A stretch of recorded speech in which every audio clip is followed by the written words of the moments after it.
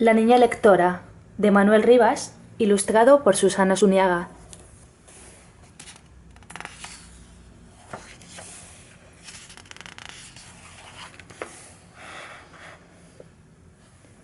Cada vez que alguien enciende un fósforo yo veo a mi madre. El estallido de la cabeza roja es el raspador de lija, la sorpresa de la llama, despierta y alumbra la vida escondida. Ella, Leonor, trabajaba en la fábrica de cerillas. El fuego, bien usado, es un tesoro. A mí me parece que todas las cajas de fósforos con ese esmero humilde pasaron por sus manos. Son obra suya. Me gusta que digan, esa es no, la hija de la cerillera y del trapero. Sí, el oficio de mi padre, Helenio, era el de recogedor de trapos. Le ayudaba a mi hermano, Liberto.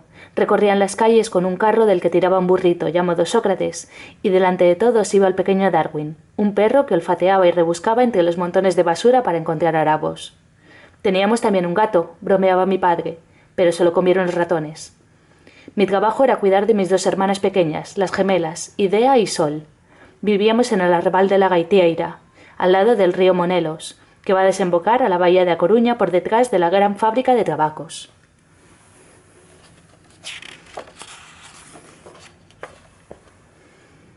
Helenio decía que los trapos y los harapos son muy importantes porque con ellos se hace el papel, y con el papel libros, periódicos y cuadernos escolares. Pero el Iliberto no traían solo ropa abandonada. En el carro de Sócrates siempre venía alguna sorpresa. Cosas de provecho para la casa como sillas cojas, tenedores desdentados o quinqués de luz triste. Incluso teníamos un viejo espejo de la risa, curvado, en el que te veías a la vez flaca y gorda, altísima o chata. Nos traían también muñecas, juguetes rotos, abandonados, niñas de porcelana, mancas, sin piernas o ciegas, que un día habían vivido en palacetes y casas ricas, vete a saber, y que nosotros acogíamos con alegría. Íbamos a lavarlas al río, las curábamos y las vestíamos con harapos de colores, y las compartíamos. Para todas encontrábamos un nuevo hogar en el barrio.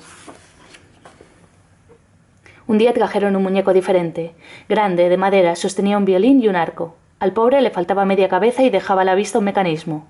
Es un autómata, dijo Liberto con entusiasmo. Solo le falta la energía para tener vida. Liberto era muy mañoso y armó un molinillo de viento que luego ajustó a la cabeza del autómata, a quien puso de nombre Paganini. Lo sujetó al pie de la higuera que crecía detrás de la casa. Por la noche, Paganini movía los brazos al compás del viento que venía del mar y llenaba de música la oscuridad. El argentino, un vecino que había vivido como emigrante en Buenos Aires, vino a escucharlo y no se marchaba. Toca re lindo, che. En la casa también teníamos una biblioteca de libros abandonados, rescatados por Helenio y Liberto de los vertederos de basura. Mis padres no sabían leer, pero mi hermano sí. Después del trabajo él iba a la escuela de la Antorcha Galaica. Fue Liberto quien me enseñó las primeras letras. Después de cenar por la noche, mi hermano se ponía al lado del quinqué y nos leía fragmentos de algún libro. Qué bien lo hacía. Las palabras estaban contentas en su boca, daban un brinco de las líneas a sus labios. Antes de dormir, siempre le pedíamos el poema del sapo. Pues ahí va, decía Liberto, Nocturno, de Curros Enríquez. Trataba de un anciano cansado y solitario que en la noche solo encuentra la compañía de un sapo para contarle su vida. Al final, cuando el viejo se iba, Liberto leía. Con los ojos siguiéndolo, en la oscura extensión, el sapo se quedó cantando, cro, cro. Y toda la familia repetía al coro el canto del sapo, cro, cro. Una noche de otoño vino una ráfaga furiosa de viento, se sintió una queja del violín y ya no oímos más al autómata. Y todavía no había amanecido cuando golpearon muy fuerte en la puerta y la echaron abajo. De repente, entraron gritando unos guardias. ¡Arriba todo el mundo!, bramó uno. «Liberto, date preso», ordenó otro. Y de Sol llorando se abrazaron a mí. Mi madre y mi padre pedían explicaciones y reñían con los guardias. «Su hijo es un rebelde», dijo el que parecía el jefe. «¿Pero qué hizo?» «Protestar contra la guerra en Marruecos. Él y otros alborotadores impidieron embarcar a los soldados». «Pues hizo muy bien», le respondió mamá. «Van a morir como conejos». «¿Y por qué?» «Por nada». «Los ricos no van a la guerra», gritó mi padre. Los guardias apuntaron con los fusiles hacia el rincón donde se amontonaban los trapos. «Sal de ahí, Liberto. O sales vivo o te sacamos muerto». Algo se movió en el montón de harapos. «No disparen», gritó con angustia mi madre. Y de entre los trapos, con mirada de sapo asustado, asomó despacio, tembloroso, el chucho Darwin. Liberto había desaparecido. Al día siguiente, cuando cayó la noche, Darwin corrió hacia la puerta de atrás. No ladraba, movía el rabo. Al poco, llamaron con un repiqueteo. Como una señal, mi madre se apresuró a abrir. Era el argentino. Liberto tenía que huir, contó el argentino en voz baja. Si no, lo meterían preso en la cárcel y después, para mayor castigo, lo mandarían a aquella guerra que tanto odiaba. El argentino dijo que le iba a conseguir un pasaporte para viajar, con un nombre falso y también un billete de embarque para América, para un puerto chileno llamado El Paraíso. Tenía que irse, y yo quería que nos fuésemos todos con él en aquel barco. Tragué las lágrimas. Me entraron ganas de cantar. Cro, cro. Un día mi padre llegó antes de lo habitual. Lo ayudé a vaciar el carro, haciendo montones de colores con los trapos. Cuando volvió mamá de la fábrica de cerillas, me dijo Elenio: «Ven conmigo, no. Vamos a un sitio que te va a gustar». Fuimos andando hacia la otra orilla de la ciudad, la de la ensenada del Orzán. El lugar al que me llevó era la Antorcha, la escuela de Liberto. En la puerta del local había un grupo de jóvenes. Iban con visera, vestían ropa de trabajo y lo curioso es que todos llevaban cuadernos o libros en la mano. «¿Te gustaría venir a estudiar aquí?», me dijo mi padre. Y sin esperar mi respuesta entramos en un cuarto donde la cabeza del maestro, bajo el foco de una lámpara, parecía hacer juego con la esfera terrestre que había en su escritorio. «Siento mucho lo de Liberto», dijo. «Esta es no, mi hija», dijo mi padre. «Va a venir en su lugar». El maestro hizo el gesto de sostener las gafas, me miró de reojo y respondió apesadumbrado: «Por mí no habría problema, Elenio. Al contrario, pero todavía no hay aula para niñas». «Y tiene luces», dijo mi padre. Liberto le aprendió las primeras letras. «Dime, Constancio, esta es la escuela del libre pensamiento, ¿no es?» «No puedo hacer excepciones, Elenio», dijo el maestro con fastidio. Mi padre retorció su visera con las manos. De repente cambió la expresión. Sonrió. «Está bien. Si no puede venir una niña, vendrá un niño». Al día siguiente me presenté en la escuela de la Antorcha Galaica como no, el hijo de Elenio y Leonor, el pelo corto con visera y pantalones, y ni el maestro ni nadie dijo nada. Me vestí de hombrecito para ir a la escuela, pero acabé por vestir siempre así, a mi manera, el estilo no. Estaba muy orgullosa de un chaleco que yo misma cosí con harapos de colores. Había gente por la calle que me preguntaba dónde lo había comprado, y yo respondía: «En París de la Francia». No paraba de leer, también cuando dormía soñaba con las palabras que no entendía bien. Trepaba por ellas como por un muro para ver lo que escondían detrás. Un día me tocó leer en la escuela de la Antorcha para todos. Era un trozo de Los Miserables, de Víctor Hugo. Nunca lo olvidaré. Tenía que ponerle voz a un policía inflexible, de pronto lleno de dudas porque un antiguo presidiario acababa de perdonarle la vida. Hacía para sí una pregunta tras otra. Pensé que me iba a marear. ¿Lo hizo por deber? No, por algo más. Y yo, al perdonarlo también, ¿qué hice? ¿Mi deber? No, algo más. Hasta que llegué al final sin desfallecer. ¿Hay algo entonces por encima del deber? «Ay, sí, la bondad», dijo el maestro. «Bravo, no, qué bien haces las curvas de las interrogativas».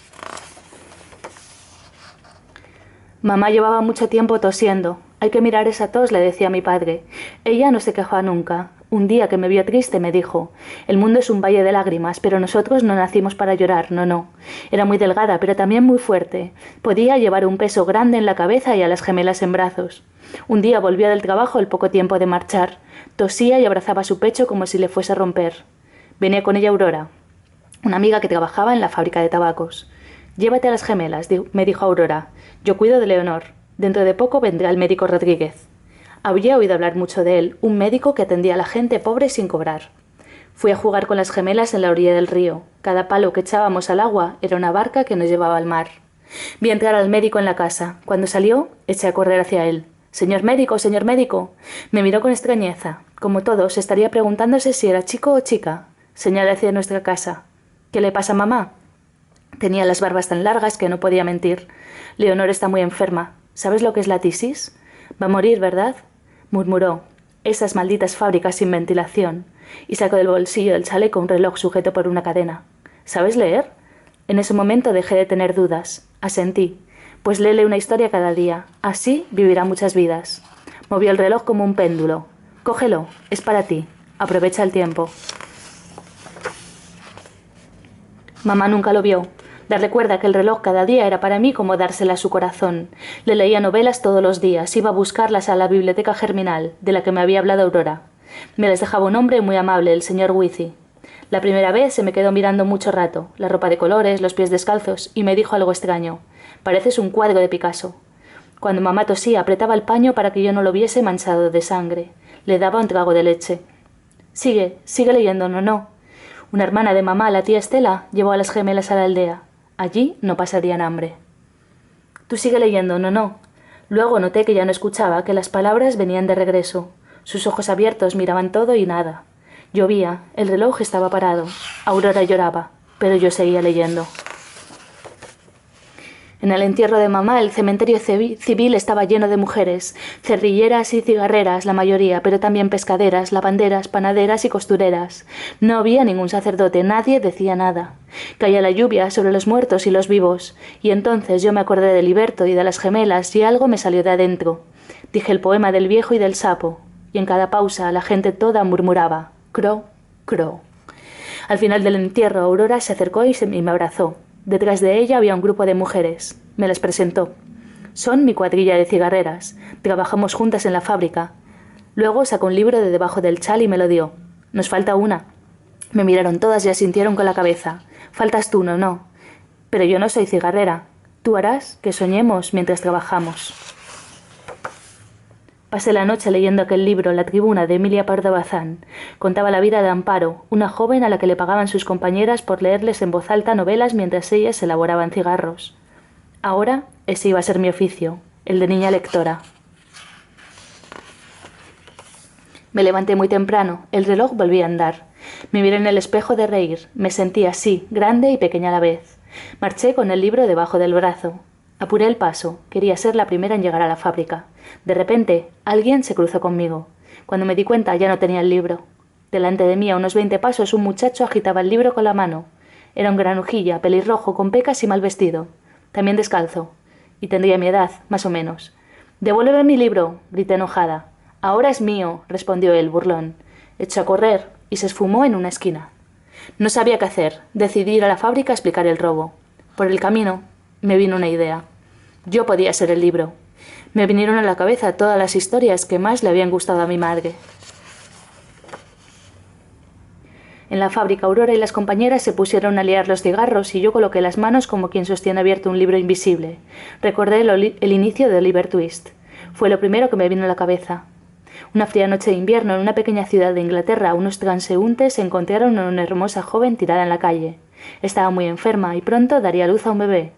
Y seguí a mi manera, como si el libro estuviera escrito en mis labios. Cuando olvidaba algo importante, me parecía oír la voz de mamá para recordármelo. Y las cigarreras reían y lloraban como ella. No solo me escuchaba la cuadrilla de Aurora, se fueron acercando mujeres de toda la fábrica. Apareció un jefe y protestó. «Esto es una fábrica, no un circo», pero también él acabó escuchando en silencio. Cuando salí de la fábrica ya estaba el bribón con el libro, provocador, lo hacía ondear en mis narices como un banderín pirata. Eché a correr detrás de él, corrí con la rabia de mi abuela Inés cuando era niña pastora y el lobo le robó un cordero. Fue así, la verdad. Era tanta su rabia que alcanzó el lobo y tiró hasta conseguir que soltase la cría con vida, mientras las ovejas balaban con horror. Y eso fue lo que yo hice con aquel pillo. Lo agarré y le arranqué el libro de las manos. «¿Por qué me lo robaste si no sabes leer?» «Para que me lo leas tú». «Pues mejor será que aprendas tú por tu cuenta». Eché a andar, pero él venía detrás como una sombra. «¿Qué es lo más difícil?», preguntó de repente. Me volví, lo miré a los ojos y le dije muy seria: «Las interrogativas». Y él se rascó la cabeza, resopló, se frotó las manos como quien va a mover el peso del mundo y por fin dijo: «¿Cuándo empezamos?». La fábrica de tabacos de A Coruña, creada en 1808, era conocida popularmente como A Fábrica. Situada en el paseo marítimo del puerto, en la plaza de Payoza, será un corazón de la geografía urbana en todos los sentidos. A Fábrica será cuna y escenario de las grandes pulsaciones sociales de esta parte atlántica del mundo. Un siglo después de su inauguración, en la época en que transcurre la historia de la niña lectora, la fábrica daba empleo a alrededor de 4.000 trabajadoras. Y esto en una ciudad que tan solo tenía unas 50.000 almas. No muy lejos de allí, varios cientos de mujeres más, las misteiras, hacían cerillas. Las cigarreras, como también las cerilleras, serán en muchos casos las primeras impulsoras de las luchas por mejorar los derechos y las condiciones de vida de los trabajadores. Había periodos en los que el horario de trabajo podía ser de 7 de la mañana a 12 de la noche, por lo que no sorprende que A Fábrica también fuera conocida, irónicamente o no, como Anosa Casa. Las tabacaleras de A Coruña protagonizaron dos de las primeras grandes huelgas de mujeres del mundo, la de 1831 y en especial la de diciembre de 1857, cuando la protesta de las trabajadoras les enfrentó con la patronal y arrojaron tabaco y maquinaria al mar. Este grupo de mujeres avanzadas a su tiempo de fábrica contribuirá a hacer de Coruña una ciudad donde florezcan iniciativas de ayuda mutua, con un laborioso tejido de asociaciones reivindicativas. El deseo de justicia y emancipación social, la llamada conquista del pan, iba de la mano de un ferviente interés por la educación y un entusiasmo por la cultura, la pasión por la conquista del libro. El acceso al conocimiento y a los bienes culturales eran entonces propiedad de las élites. Acabar con ese privilegio, luchar contra la ignorancia y hacer de la cultura un bien común. Ahí residía la identidad de este movimiento solidario. Un movimiento que se expresaría, por recordar algunas iniciativas destacadas, en medios como el semanario El Corsario, en ateneos y bibliotecas como Germinal, y en escuelas laicas y racionalistas como la impulsada por la Antorcha Galaica del Libre Pensamiento. Son muchas las iniciativas populares en ese laborioso tejido de las luces contra las tinieblas. Uno de los más emotivos y originales fue el de las cuadrillas de cigarreras que escuchaban a las lectoras de novelas mientras trabajaban. Así, nombres como Balzac, Zola, Dickens o Galdós estaban en boca de las gentes. La historia de la niña lectora transcurre en los meses posteriores a la Semana Trágica de 1909 en Barcelona, cuando acaba de producirse el proceso y la ejecución del pedagogo Francisco Ferrer Guardia, fundador del proyecto educativo conocido como Escuela Moderna. La revuelta popular, con epicentro en Barcelona y que marcó la historia del movimiento libertario, tan arraigado en A Coruña, tuvo como desencadenante el envío de tropas a Marruecos, con el repentino reclutamiento forzoso de reservistas, en muchos casos padres de familia, cuando aún era reciente en la memoria popular la guerra y el desastre cubano. Esta nueva empresa bélica significaría un punto de inflexión irreversible para el Estado español, con una creciente influencia de los militares llamados africanistas, que utilizarían la guerra de Marruecos como palanca para hacerse con el poder. Franco, el gran dictador, sería uno de ellos. No, la niña lectora permanece en el otro lado de la historia, en una orilla de esperanza. Aprende a leer primero para prolongar la vida de su madre y luego, como lectora de fábrica, ejercerá la custodia del primero de nuestros derechos, el derecho a soñar.